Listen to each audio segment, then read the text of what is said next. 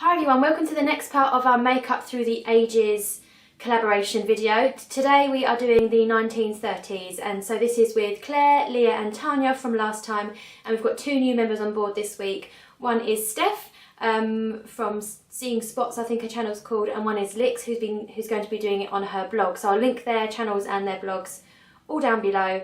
And today what I'm going to do is apply the 1930s look to my face, talking you through as I go along why I'm doing it and what I've found out from the research that I've done, which as from last week is mainly from YouTube videos, blog posts and Pinterest articles as well.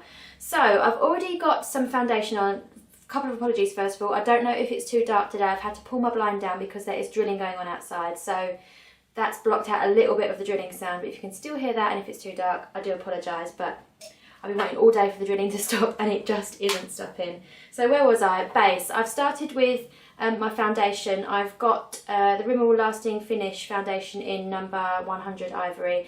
I've gone for a liquid foundation. I did do a liquid foundation last time for the 1920s, even though they mainly used powder in those days, but I didn't have a powder foundation in a light enough colour.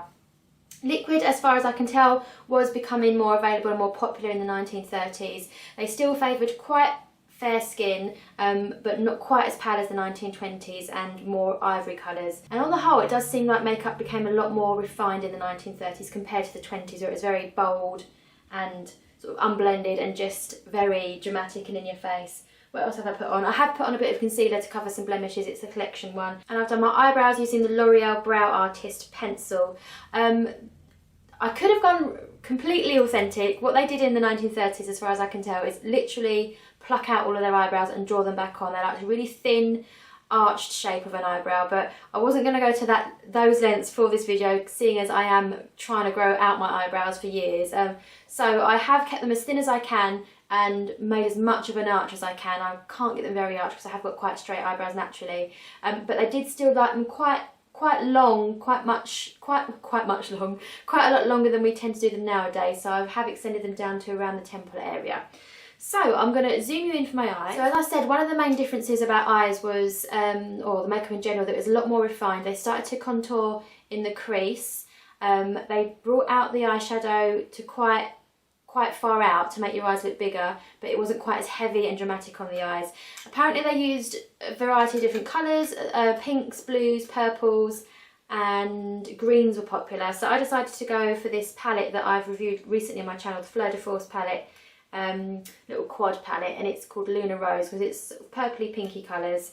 They did like shimmer apparently as well. They were in quite the habit of putting Vaseline on their eyelids and on their eyebrows to make them quite shiny, despite really liking the matte skin still. So a couple of these are quite shimmery. So I'm just going to start with this colour here all over the lid.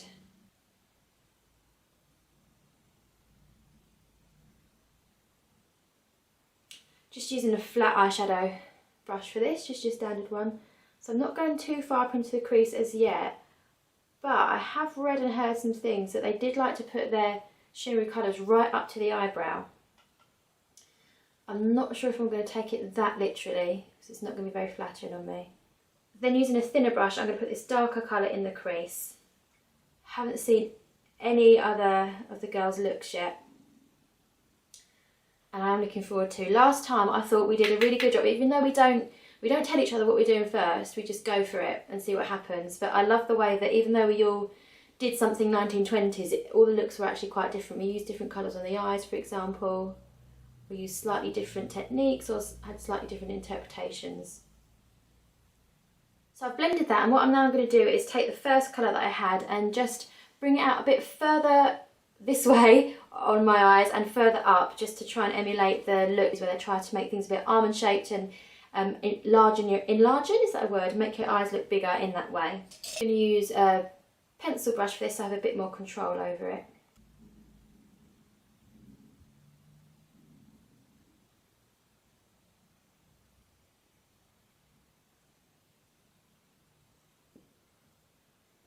Now I'm just going to use that lightest shimmery colour on a blending brush just to tidy it up a little bit, but still keep with the very shimmery look that seemed to be fashionable.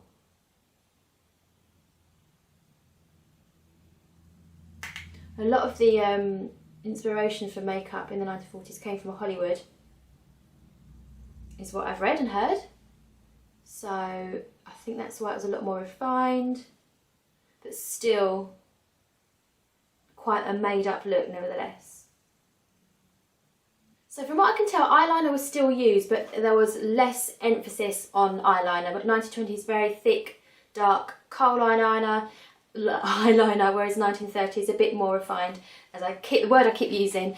Black or brown seemed to be the colour that was used. I don't have any brown, but I've got this brown lip liner, so I'm going to use that as an eyeliner and just do a thin line on the top lashes.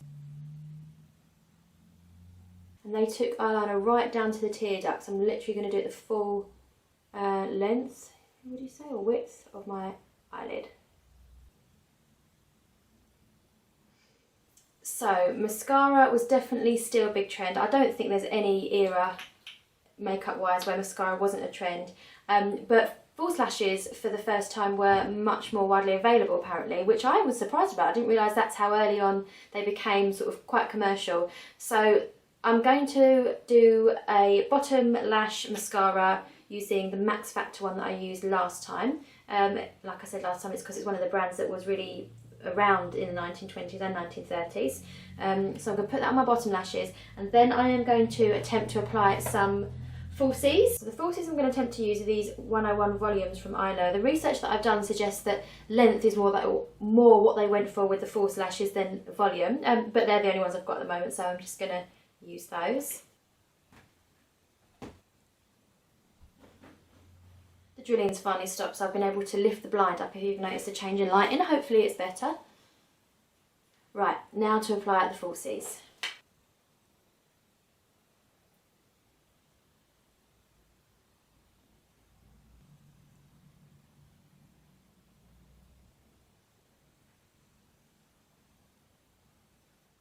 Okay, so onto more of the face. Now blusher became a lot more discreet. They did like pink blushes, and they did even start to do a little bit of contouring with bronzer, but nothing too dramatic. So I'm going to use the Benefit 10.